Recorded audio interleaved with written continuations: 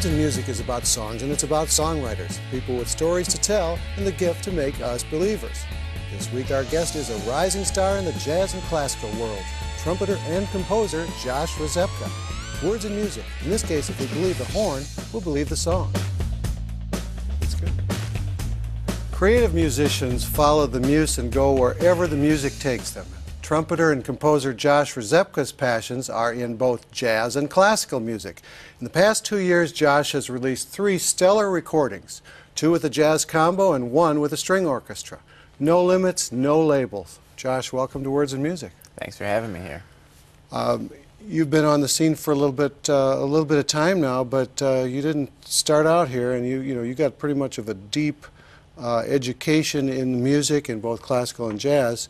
How did it all start out? Why jazz? Why classical? Well, I enjoy listening to them both, and in high school I was playing, well, before then, 4th grade I started playing the trumpet, and then my dad, shows up one day with a Dizzy Gillespie CD, and, I put that in. I had no idea, I thought the trumpet sounded like, I played the trumpet, and that kind of turned me on to really, the world of what the trumpet could be. And how old were you then?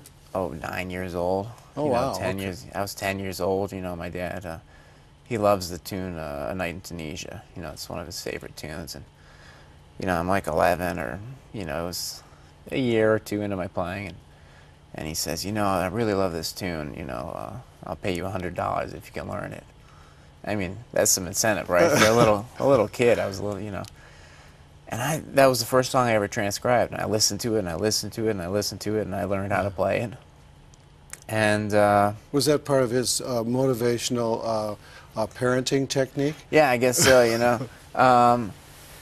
But unknowingly, it taught me how to really listen at a more advanced level than I was used to at such a young age, to Right. really hear, not just, hear what's happening, but really to understand what's happening, and, hear about the sound of the trumpet, and to really try and get into each, the melody's got a lot of notes to it, try and figure them out. And I did pretty good for that young age, but, that kind of, got the ball rolling, and, he'd bring me new CDs, with, either Arturo Sandoval, or Maynard Ferguson, or Wynton Marsalis, just some of the more popular names, and I got hooked on listening to the trumpet, whether it's classical, whether it's jazz, and from that, I heard the recordings, and I wanted to play it. So did you play in high school then with the high school bands, and did you have a jazz band? Yeah, in high school I was playing in the wind ensemble. I was playing in the, we started a jazz combo at my high school, Firestone High School in Akron. We started a jazz combo when I was there. There's a big band that we played in, and I played in the all-star band with, Mr. Enos, here out of Tri-C. And that was for 2 years. So, and then what happened? So then where'd you go to school? Then I went to Oberlin for my undergraduate, and I did a double major with classical trumpet and jazz trumpet, and that's not something I'd really recommend to anyone. I think a long haul. Yeah, I took as many courses I could for 0 credit, but if you would have added up all the credits that they should have been, all the ensembles and everything, it was like 180. So when did you start getting into writing tunes? It was after I graduated from Oberlin. All right, so you got a good toolbox. Yeah.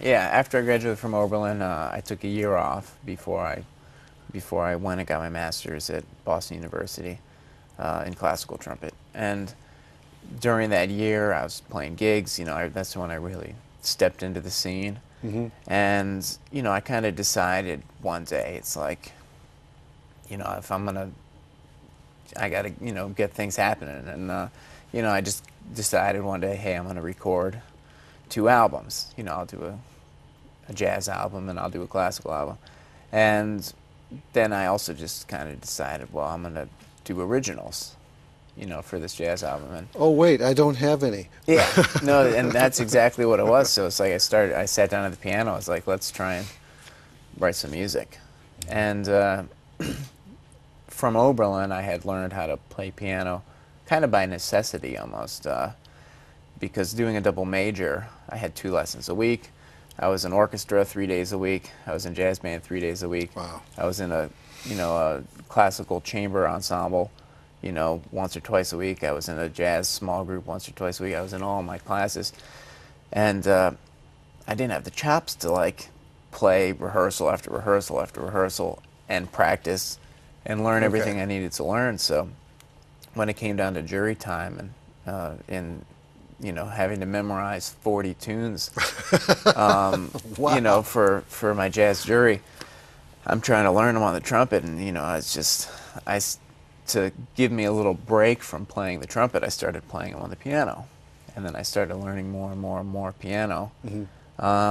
And they made us take a semester or a year of, you know, classical and jazz piano as part of my majors. But, you know, well, what a wonderful way to be able to write then, yeah, and not actually have to be, thinking of the horn at the same time. yeah, yeah.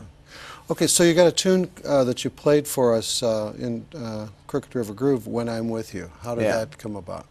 Well, that I was at Boston University getting my master's, and by the end of the day, you know, a lot of these days they start early. I have to walk to school. It was a couple miles, you know, or I could take the train, which took even longer.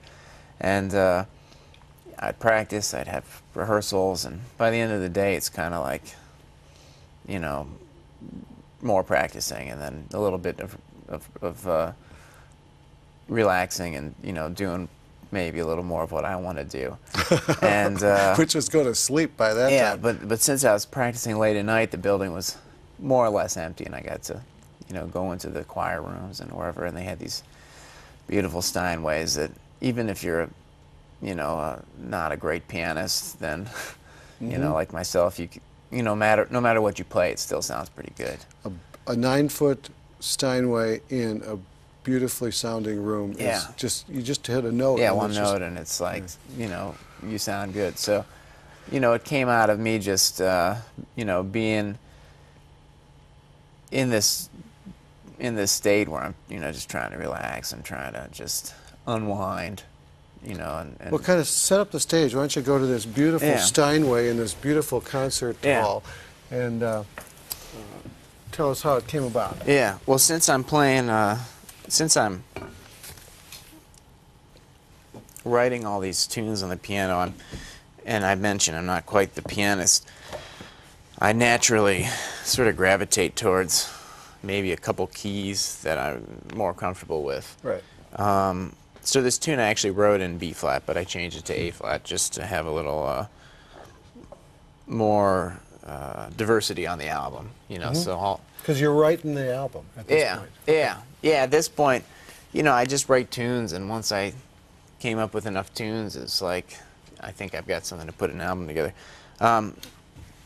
So, you know,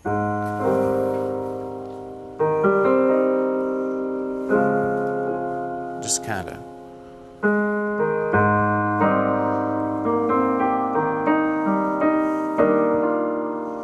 Late night. Yeah. I get the vibe.